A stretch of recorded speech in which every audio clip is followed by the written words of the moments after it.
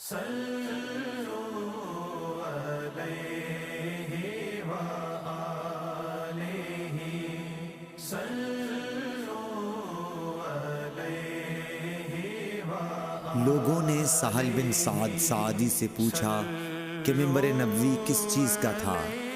آپ نے فرمایا کہ اب دنیا اسلام میں اس کے متعلق مجھ سے زیادہ جاننے والا کوئی باقی نہیں رہا۔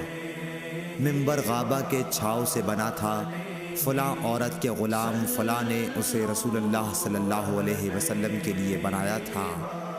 جب وہ تیار کر کے مسجد میں رکھا گیا تو رسول اللہ صلی اللہ علیہ وسلم اس پر کھڑے ہوئے اور آپ نے قبلے کی طرف اپنا منہ کیا اور تکبیر کہی اور لوگ آپ کے پیچھے کھڑے ہو گئے۔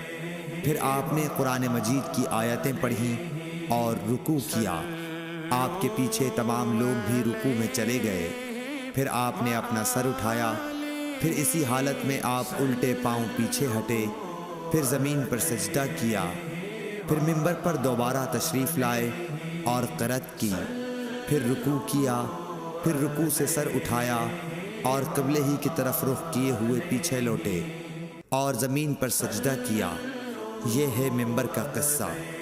امام ابو عبداللہ بخاری نے کہا کہ علی بن عبداللہ مدینی نے کہا کہ مجھ سے امام احمد بن حنبل نے اس حدیث کو پوچھا۔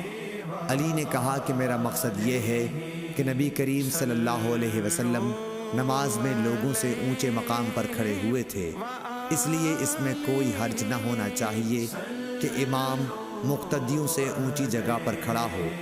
علی بن مدینی کہتے ہیں کہ میں نے امام احمد بن حنبل سے کہا کہ سفیان بن عینیہ سے یہ حدیث اکثر پوچھی جاتی تھی، آپ نے بھی یہ حدیث ان سے سنی ہے؟ تو انہوں نے جواب دیا کہ نہیں۔ صحیح بخاری حدیث نمبر 377۔